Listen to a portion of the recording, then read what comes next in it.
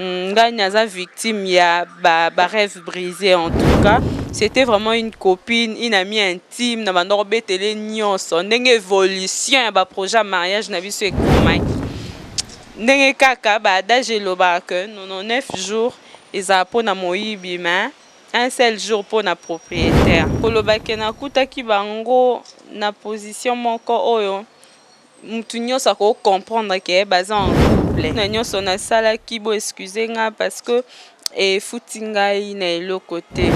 Cette amie là olé alaxata que aza désolé mais apparemment elle n'était pas désolée. Si olé ata mobali aza na ngambu na yo mais en tout cas, il a été indifférent. Andeko sala confiance moko aveugle. Je me disais, rêve belé nazana on a tika à cause de lui puisque adaki vraiment exigeant et puis strict. Aïe, bobi na barègle nyos exception zangate. Ta prête te oyamba moko na bango. Nazana prête te.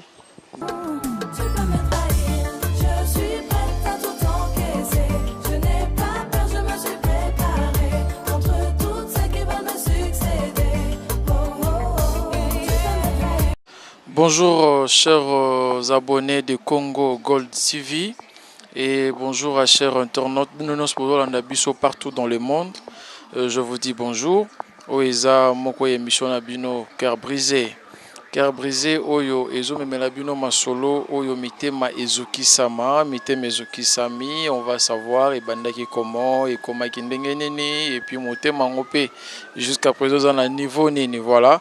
Alors Cœur brisé est là pour vous montrer toute situation oyo ezokisa ba mitema ya bato. Aujourd'hui, tozana invité moko oyo a préféré à solo laki et puis à lingaki à beta li solo oyo ezokisa mutema na ye mais on sait pas aujourd'hui mutema ngo lelo eza na niveau nini.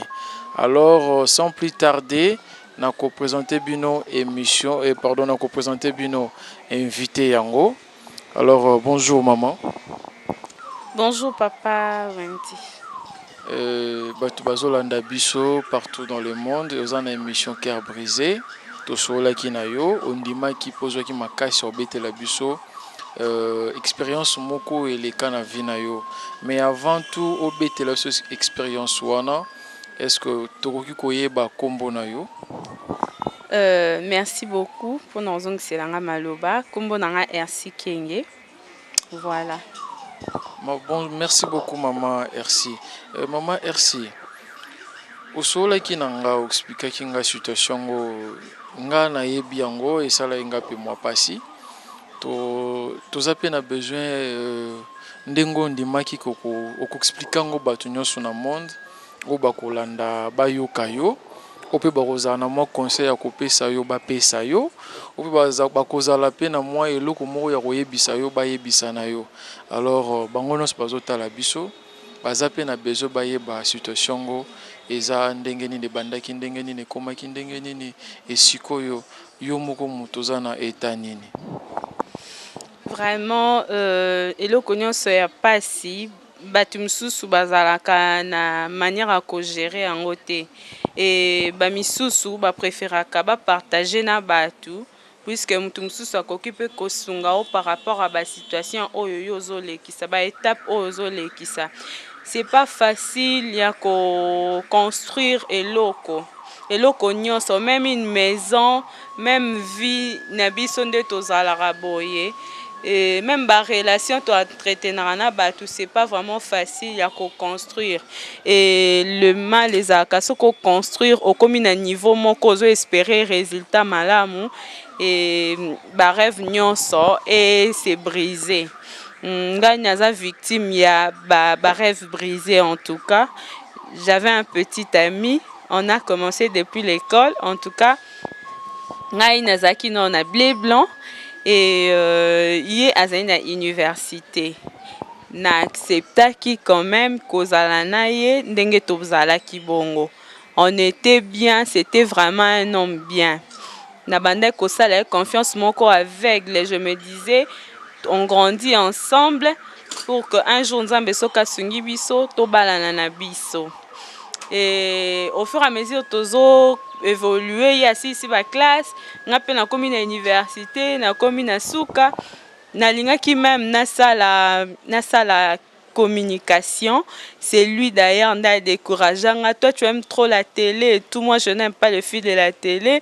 Donc à changer rêve nangai à sala que na sala faculté mususu pour na ko éviter kaka to baby sa relation na biso.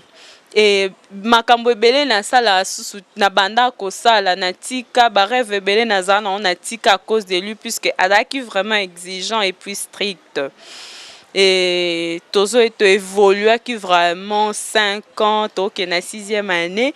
Un jour, il m'a proposé aussi en mariage. Écoute, dans la famille, on m'a dit c'est pressé, bozo et la nini boza no ba jeune, mais lui il a voulu que akomisanga maman ya banana ye. Et c'était bien parce que je l'aimais aussi.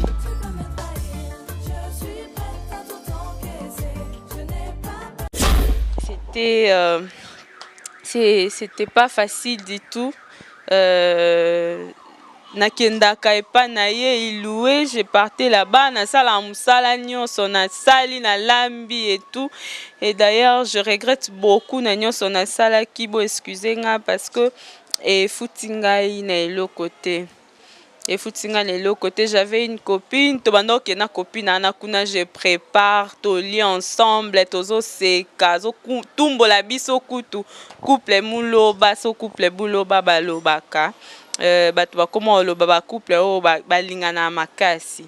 C'était vraiment une copine, une amie intime na bando betele nyonso, ndenge évolution ba projet mariage na biso ekomaki. Et un jour, na bandai kobela, j'étais à la maison. Moi, na kende epa na ezala quitté. Donc na kenda kaka bana lopangu so ba moninga tellement que naza gentil. Une là ebisanga nazana likambo yebisa o mais na banga na ngai oloba, ofunda ngai et pas tonton po bando benge ka tonton na lopangu. Moi je disais likamni loba na funda tonde na mona konde tukokate so bati oppression loba. Je comprenais pas. Alors que la fille elle voulait me dire que tonga na kendaka moi simsusu a remplacer kanga. Ndenge kaka bada je loba que 99 jours eza pona moyibi mais un seul jour pour na propriétaire. J'étais malade en tout cas bande ko s'attendre était que na kende kota la ina ndako. Na bien que na malade na sale surprise à mon angai. Je suis partie, c'est ma maison na Kotaka. J'ai pas voulu toquer aussi na fongoli kaka. Donc kolobake na kutaki bango na position moko oyo mutu nyonso ko comprendre que basé en couple. C'était une amie à moi avec mon mec, mon fiancé.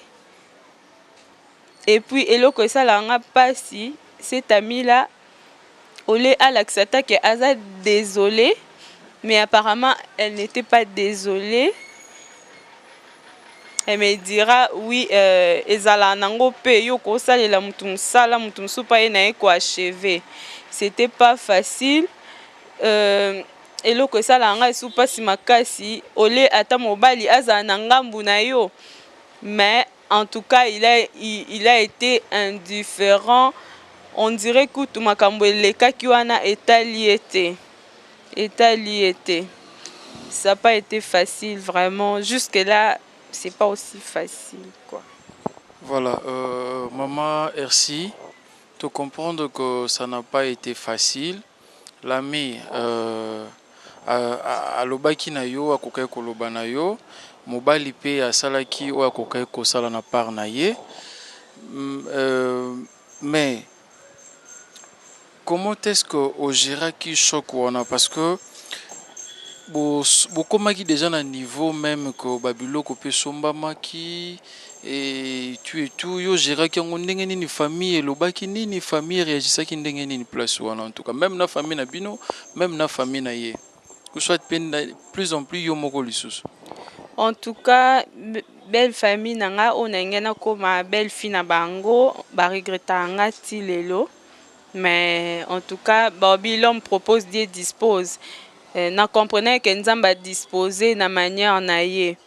Et puis ma famille faut basilika kaka parce que bapesa nga pe conseil boza no ba jeune bovanda na bino nanu, vous allez voir après so bobalana. Mais tellement que nalingaki mobali na nga et puis namoni que oh, il y a vraiment sérieux et tout. Biso basita ka so mobali asengi en mariage oh mon on est récompense membre par rapport à ba ne bosali na ye. J'avais accepté nalinga même pas ko ka ba conseil même ya ba sœur nanga. Il faut basilika kaka akoma vraiment ennemi na bango akoma ennemi géré ba yo kanakate. Mais en tout cas ça va maintenant nazo s'en sortir un peu petit à petit. Voilà, ça va maintenant aux autres s'en sortir un peu petit à petit. D'accord. Bon, ce qui lelo mobali yango oyo azokisaki motema na yo to ami oyo azokisaki motema na yo soki lelo moko na bango aye asengi yo pardon, est-ce que oza prête ya kopardonner? Bon, ce qui ezaki po na nga moko, si le Seigneur n'existait pas, en tout cas nangai n'a pardonné mutumo côté entre tous les deux. Je n'allais pardonner ni le mec ni la fille. Mais tellement toza bana nzambe balobi pardon eza puissance moko e libéraka. Et puis même Bible ezobisa biso tant tosambelaka na prière notre Père bon loba nzamba limbisa biso lokwa biso pe to kolimbisa kabaninga. Donc si moi je pardonne pas bakoki pe kolimbisa nga te pa nzambe. Mais en tout cas pour l'instant soka ye naza prête te oyamba moko na bango. Naza no prête te. D'accord, on trouve que vraiment, là, tu es vraiment sincère, on trouve vraiment la sincérité en toi. J'allais encore te poser une autre question. Est-ce que Oyebi Kenase a Moyo pe Batumalam existera? En fait, Batumalam eza que azate lokola oya uchozo kisamute mana. Est-ce que Oyebi Keba existera?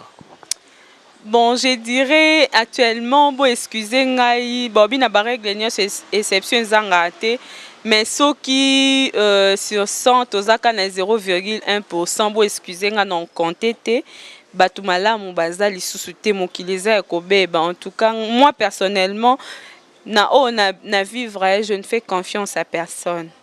Je fais confiance à personne en tout cas. Merci beaucoup, Maman Ersi Kenge. Ozosa la confiance dans mon côté. J'aimerais savoir, Namini Toyo, ozo vivre choc ou en andengenin, ozo vivre en comment, tout en étant seul. Bon, na lobaki yango en tout cas on s'en sortir, mais ça fait mal parce que na komi na mutema libanga. Donc, même si un homme se présente, azolo baba silisi ba phrase ya bolingo ya mokili, nazo croire plus na un seul mot. Donc, et comme singai une autre personne, si je peux le dire, et changer nga totalement et changer comportement nangai. Je dirais pas que non s'en sortir bien, mais j'essaye quand même malgré etikali ngai na mutu. En tout cas, merci beaucoup. Ndeko balandi, chers internautes. En tout cas, tolandi lisolo ya ndeko nabiso na limemia malgré tout lisolo est tellement moulaï, mais on a juste préféré à bete la biso nabino l'essentiel a commis na niveau wana comment. Alors on a suivi à bandaki relation avec son mec na niveau école, yazaki na primaire et pardon secondaire humanitaire et son mec azalaki na université. Et les deux vivaient ensemble, bazalaki même na ba vision babalana et jusqu'à ce que bakom ba fiancé, le bazo préparer mariage na bango et elle aussi elle avait sa copine. Babandaki pe kokendeti na ndaku ya mobali na ye et malheureusement c'est la même copine nde ayaki po azokisa motema na ye. Alors ti na jour ye amonaki ba événement wana na ndenge pe aza ti lelo. Alors conseil nga na kopesa na bandeko babiso mibali en tout cas soki déjà ozwi mokano. Donc si tu as déjà pris la décision, il y a qu'à s'engager avec une fille d'autrui quand même. oyo yo tikala jamais kozwa charge à grossesse wana, oyo yo tikala jamais ko boko la soit kozwa éducation de ba parents na ye ba sel yo nyonso. Et toi, tu croises une très belle fille parce que au yebi origine a été, yo Monica a place ya komeliwana, mais tu sais pas tout ce qu'elle a eu à vivre pendant toute son enfance et yo Monique voilà place au yo koki ko baby sande ya ngwala, c'est pas bien du tout parce que nzamba zota la biso et kozala pe kaka bien te pona yo. Donc soko zui décision ya s'engager na mutu moko ondimi ko bima fiancé ondimi ko sala boy puis bozo préparer plus grave encore bozo préparer mariage ensemble bozo mbabilo ko sika moko et à la fin na place kuto que zo mutu mususu moko zo kaka meilleure copine na ye et en plus otika lipe indifférent non c'est pas du tout bien wana ezozo qui ça vraiment mitema ya batu na bandeko na biso pe basi bino bato boza ba copine na bato bazo balana bozala lokola ba soutien moral physique pe spirituel na bango bo aider bango ba kende de l'avant et non pas ko kende ko briser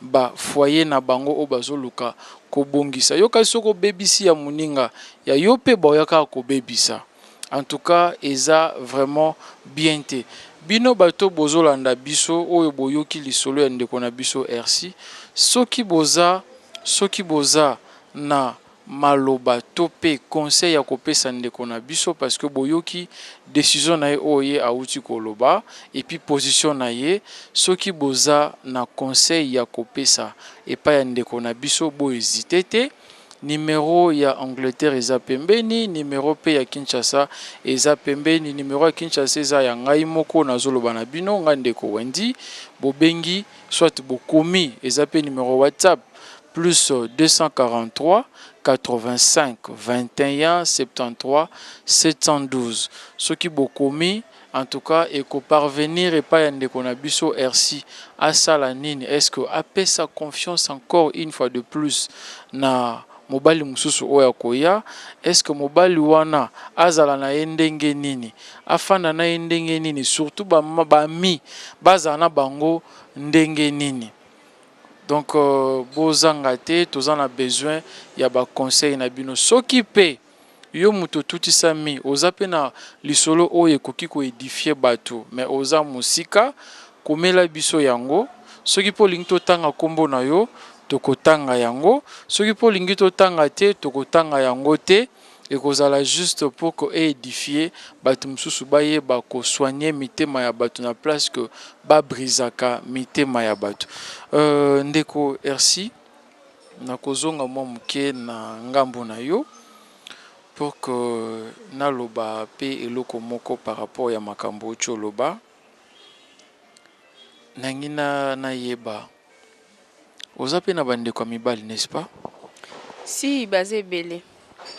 Est-ce que osolaka na bango au partageant na bango expérience oye comme là je sais que bayebi yo opesa bango conseil nini par rapport ya makambo ekomelo parce que bango pe bazana ba fiancé mususu bazana ba petite amie mususu bazana ba petit chéri ba petite chérie pardon donc au conseil bango nini. Bon pour être franche ndeko nanga mibali tozana bango tellement ekara makasi tozalaka vraiment te na ba masolo wana nanu pe tosolo la yango te bien que bakompatisaki na ngai na douleur oyo mais pour que nabetela bango c'était ou alors nayebisa bango kaka bablesaka basi te parce que biso pe toza bandeko na bango basi mais Dieu merci moi dans ma famille en tout cas mes frères bazalaka vraiment na makambo wana te soki s'engager akoma ntina suka ba frère nanga bazala bongo te bablesaka bana ya batu te voilà. Ok, merci beaucoup Ndeko RC. En tout cas, nous sommes arrivés à la fin. Nous sommes arrivés vraiment pratiquement à la fin de cette émission. Alors, je ne manquerai pas de dire merci à mon boss Michel Mbayabo, le seul DG et PDG de Congo Gold TV. Salutations Nayo. Je salue mon grand frère en France, César Kinzala, je salue sa femme, bienvenue Kimbembi Kinzala, je salue mon grand frère José Kinzala à Marseille, je salue encore une fois de plus mon frère ici à Kinshasa, le porte-parole des Envols. J'en profite aussi pour dire grand bonjour à l'honorable Délice Sanga, donc son porte-parole chargé de communication d'Envol, et il s'appelle Ludovic Kalengai. Et puis je salue sa femme Choisie Kalengai. En tout cas, j'ai dit merci à tout le monde qui me connaissent. Je salue aussi, je dis merci à toi, Maman RC Kenge. Et en tout cas, nasima ya caméra, tozana ndeko na ngai Fabrice Machine Kagoul. Donc lisu ya kanda, misapi ya kanda. Et puis na assistant naye le jeune assistant Mike, donc le jeune frère Azokoma, bientôt caméraman monteur. En tout cas, salutations à yo. Et puis on dit merci pour un beau cadre où il peut place. C'est le Flat Hotel Empreinte sur Bandal Sikine, juste référence na bloc. Aux à la Victoire, aux à la magasin, aux à la Wapi, sur aux à la Sikine, juste référence à bloc, au Tuni, Flat Hotel, empreinte Bakola Kisayo, place Zali. Alors pour moi, je vous dis juste ciao, à la prochaine émission. Merci beaucoup.